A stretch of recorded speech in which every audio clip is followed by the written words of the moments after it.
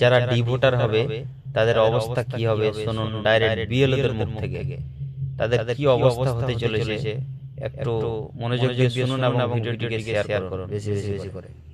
ব্রেনটা একটু উপস্থিত করুন যে আপনি ডিভোটার হলেন, 3 মাস পর আপনার বাড়িতে নোটিশ আসবে, তারপর পুলিশের গাড়ি আসবে, একজন মহিলা আসবে আপনাকে তুলে নিবে গাড়িতে, তুলে নিয়ে যাওয়ার পর একটা ক্যাম্পে রাখবে 4,000 3,000 একটা ছোট ক্যাম্পে, একটা টিউবওয়েল একটা বাথরুম, এখানে আপনি থাকবেন 2 বছর। ডিভোটার ক্যাম্পে থাকার মেয়াদটা হচ্ছে 2 বছর। 2 বছর পর আপনাকে 2 বছর থাকতে পারবেন। আমি চ্যালেঞ্জ দিয়ে বলতে পারি ওই পরিবেশে ওইরকম এনভায়রনমেন্ট আপনি 2 মাসের বেশি কখনোই জীবিত থাকতে পারেন না।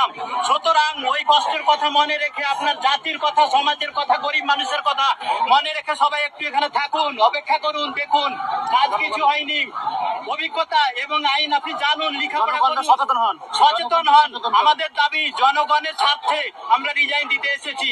নো হিয়ারিং, যারা প্রয়োজনী আছে কিংবা সেলফ আছে, যত খসড়া ভোটে আছে, এদের কোনো হিয়ারিং চাই না আমরা, এবং আমরা বুঝতে পেরেছি হিয়ারিং করার পরে বাদ যাবে।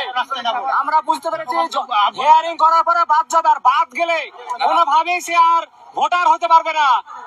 চান খারাপ হয়ে যাবে, চান খারাপ হয়ে যাবে, ভোটার হতে পারবে না। আজকে আর একটি বিষয় জনগণের উদ্দেশ্যে আমরা বলছি, আপনারা চায়ের দোকানে খিল্লি করছেন, বিএলওদের খিল্লি করুন। আমরা খিল্লি রাস্তায় পড়েছিলাম, পথে বসেছিলাম, ধুলো মেখেছি, আমরা স্কুল ভুলে গেছি। আরে আমরা কবে পড়েছি? বন্যেরা বনে সুন্দর, শিশুরা মাতৃগুণে। আমরা স্কুল ভুলে গেছি, আমাদের মায়ের কোলকে ভুলে গেছি, আমরা রাস্তায় নেমেছি। জনগণ মনে হচ্ছে আমাদের খিল্লি করলে মজা।